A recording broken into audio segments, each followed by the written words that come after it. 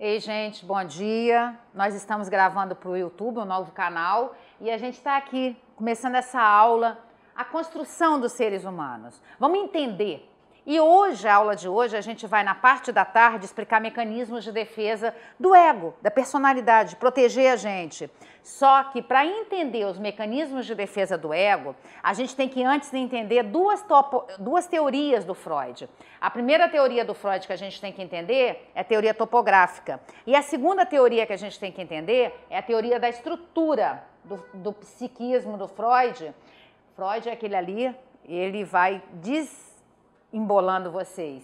E essa teoria topográfica do Freud, ela fala de um local no cérebro, que esse local do cérebro vai caracterizar que ao longo da sua vida você tem 3 tipos de divisões no seu psiquismo: neurose, perversão e psicose. Nós primeiro precisamos entender como é que é essa teoria da estrutura do psíquico, a teoria estrutura da mente humana. Vamos separar aqui. 1914, vamos para cá primeiro, 1914, o Freud estava estudando, construiu toda a sua base teórica nas análises de sonho dele. Em 1900, ele escreveu o livro Interpretação de Sonhos. Vocês vão ter uma aula que chama Interpretação de Sonhos, onde nós vamos ficar o dia todo aqui estudando interpretação de sonhos. Você do YouTube, se quiser voltar, tem um vídeo que eu já gravei com essa aula, mas sempre a aula que eu dou é diferente, porque cada vez a gente está aprendendo coisas novas, não dá para ficar do mesmo jeito. O filósofo Heráclito falou que todas as vezes que você se banha no rio, o rio é diferente e você é diferente. Então não tem como ser a mesma pessoa sempre. E quando Freud escreveu Interpretação de Sonhos, o primeiro livro dele, a primeira edição do livro dele, vendeu só 600 livros. Hoje é um dos livros mais vendidos. E ele voltou essa análise da interpretação dos sonhos para ele. Ele sonhava com o pai dele muito, porque o pai dele tinha morrido, e ele sonhava muito com o pai dele. E ao sonhar com o pai dele, ele começou a perceber que ele não tinha criado afinidade com o pai dele, Jacob Freud. Entendendo que o Freud nasceu de um pai de 40 anos e uma mãe de 20. E o Freud tinha 2 meios-irmãos, um de 22 e um de 20. A Mali tinha 20, Jacob Freud tinha 40 e tinha 2 irmãos, um com 22 e outro com 20. O de 22 já era casado, não morava naquele contexto familiar. E o de 20 morava. Então, Freud pequenininho, Sigmund Freud, Sig de ouro, igual a Mali chamava ele, olhava para o irmão dele, olhava para a mãe e falava: acho que esses dois são casados. E via o pai dele mais distante, que ele tinha 40 anos.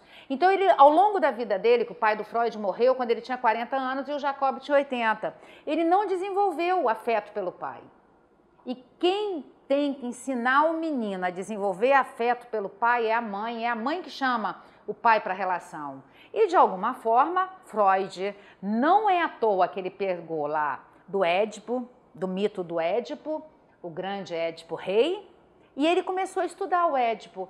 Essa triangulação que é formada, o pai, a mãe e o filho, essa triangulação quando é formada, se ela não for bem formada, ela vai caracterizar ali neurose, perversões e psicose.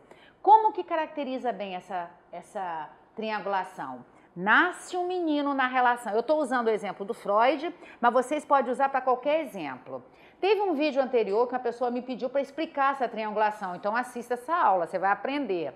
Essa triangulação é assim: a mãe, o filho nasce da barriga da mãe para a barriga da família, um saber da terapia sistêmica familiar. Ao nascer da barriga da mãe para a barriga da família, a mãe tem aquele filho como propriedade dela. A mãe, na verdade, se ela não tiver maturidade emocional, ela acha que aquele filho é dela. E aquele filho tem que ser um herói. E ele tem que ser maravilhoso. Então, ela pega aquele filho e coloca só para ela. Se ela não tem um bom relacionamento com o pai, olha o que acontece. Olha o que acontece com a mãe que não tem um bom relacionamento com o pai. Ela vai fazer do filho uma relação emocional com ela. Não é uma relação sexual, é uma relação emocional. Isso não quer dizer que hora ou outra não seja uma relação sexual. Vocês têm que assistir Pecados Inocentes com a Julianne Moore. Como que fala? Julianne Moore, que é Pecados Inocentes, onde ali o mito Édipo foi para a realidade. É um caso real. Está gravando, o pessoal participando, eles querem participar da aula.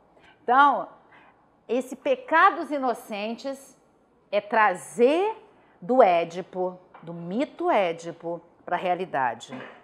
A mãe, nesse momento que o filho nasce, ela não tem desejo sexual, mas lá do pecados inocentes tem desejos sexuais, real ou genital. Porque a gente tem que entender aquelas fases, oral, anal, fálica, o Édipo, latência e genital. Oral, anal, fálica. O ser humano até 5 anos, ele não tem a noção da sexualidade. Todo ser humano nasce bissexual. Todo ser humano nasce bissexual. Eu vou depois entregar para vocês podem ficar tranquilo, que eu vou entregar para quem já... Tem várias pessoas que já têm essa tabelinha, não tem? Que eu já entreguei. Só vou entregar para os que chegaram hoje. O ser humano, deixa eu apresentar aqui para a câmera que eu vou compartilhar com vocês rapidinho. Tá. Porque vocês que estão assistindo também têm direito, apesar de não pagar, né? Mas tem direito. O ser humano, ele nasce bissexual. A identidade de gênero do ser humano, ela é bissexual. A primeira coisa que acontece com o ser humano quando ele nasce, a fixação está na boca. A libido do ser humano não é uma libido, desculpa a chuleza, mas eu preciso explicar, ela não é genital. A libido do ser humano, ela vai para o corpo todo. E a gente tem um senso comum de achar que a libido é genital. Ela é genital depois que você tem 12 anos, depois que você entra na puberdade. Até entrar na puberdade, ela não é genital. O ser humano, ele nasce com a libido fixada na boca, depois nos esfíncteres, depois ela olha para o pênis e a vagina, depois ela passa um período na latência acomodada, e depois... Não fique com essa cara de assustado não, colegas, porque isso aí a gente vai estudar ao longo dos 30 meses. É a primeira vez que eu estou falando isso, eu vou falar isso. Quantas vezes eu vou falar isso, Marcela? Até entrar na cacholinha de vocês. Então é difícil dar uns piolhos que dá, né? Mas calma, é a primeira vez que você está ouvindo, mas você vai ouvir tanto que no final você fala, Cássia já falou isso, já falou isso, já falou isso, já falou isso. É porque hoje eu estou jogando a primeira pedrinha no rio. Vai reverberar, depois vai reverberar, depois reverbera tanto que fica tamanho quase de um oceano. Então, o ser humano nasce da barriga da mãe para a barriga da família. Nascendo da barriga da mãe para a barriga da família, ele nasce com o primeiro desejo na boca. Até 6 meses, o desejo está concentrado na boca. Todo o desejo, toda a libido, todo o investimento do sujeito está na boca. Ele tem a tendência de levar tudo para a boca. Por isso que os médicos aconselham a amamentar até 6 meses. Porque ali ele está criando algo que é do instinto dele, é instintivo. O ser humano nasce com a segunda tópica do Freud, que chama teoria topográfica, teoria estrutural da estrutura do Freud, que é o id, ego, superego. O id, ele é instintivo, mas ele é pulsional. A primeira tradução que veio do alemão para todas as línguas não falou do id de uma forma certa, que é triebe. Aí quis conceituar ele só como instinto. Mas o id não é só instinto, porque se for só instinto, quando cessa a fome, o ser humano não ficaria chupando a chupeta. O que sai da chupeta? Nada. E por que os bebezinhos ficam chupando a chupeta? Que aquilo ali é instintivo ou pulsional? O chupar a chupeta? Pode responder. Porque não tem nada para sair. Quando é do leite, do peito, do seio materno, está saindo leite. Então é instinto porque está alimentando o quê? Saciando a fome. Então, quantos bebês ficam fixados na fase oral porque não foram supridos emocionalmente pelaquela mãe que não exerceu de uma forma correta a função materna? Ah, mas se a mãe não tem leite? Não é o alimentar, é o acolher. Que a gente pensa que é o alimentar, mas não é o alimentar, é o acolher. Segunda fixação é o ânus, que é a produção dos esfíncteres. O bebê, ele tem um prazer, quando ele está de 18 meses a 3 anos, na produção dos esfíncteres. E o ideal seria que as mães, na hora que o bebê produzisse aquele esfíncter, falasse, mamãe, produzi aqui, olha aqui, a produção minha. Ela falasse, que lindo, que coisa, que obra de arte, que coisa sensacional, meu filho, você é uma artista. Só que as mães nessa hora fazem o quê? Podem falar também, eu deixo. Eca, que nojo! E quando o bebê passa naquele negócio em volta do berço, como que chama aquele negócio que fica em volta do berço? Protetor. protetor de berço, para o bebê não bater a cabeça, ele enfeita, ele faz uma pintura.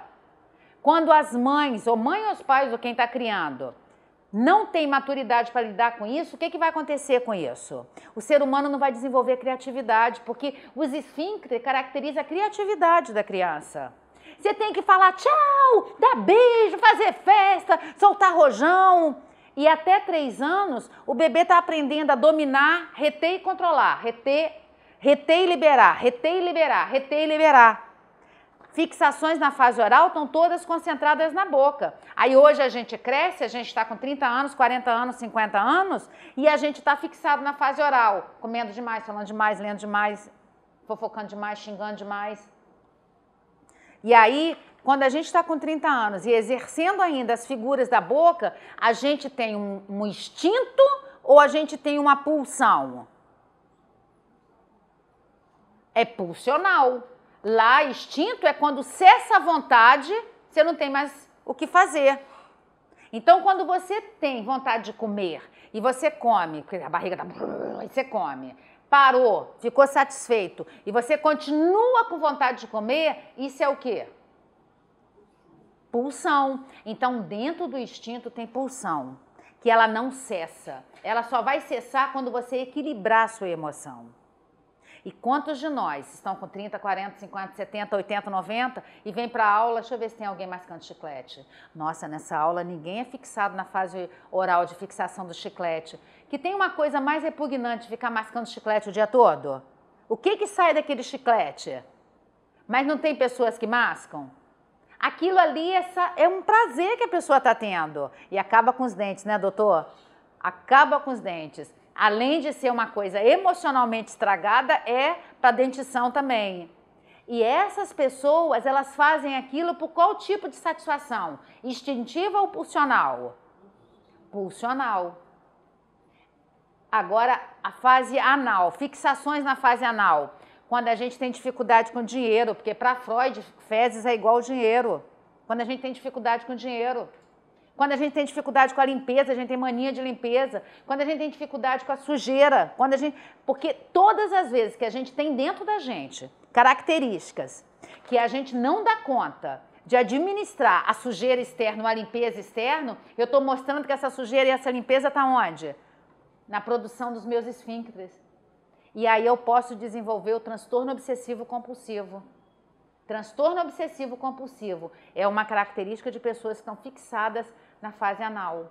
A Adriana foi aí no mundo negro e lembrou de um monte de gente, né, Adriana? Entrou num buraco negro ali, ela entrou. E lembrou de um monte de gente que é fixada na fase anal. Agora eu vou entrar na fase terrível, que é a fase fálica. A fase fálica é que vai caracterizar se você é neurose, perverso ou psicose. A fase fálica, desculpe, ela é junto com o complexo de Édipo. O menino olha para ele e fala, eu tenho um pênis. A menina olha para ela e fala, tiraram meu pênis. Resumindo, é assim, porque pênis chama pênis, vagina chama vagina.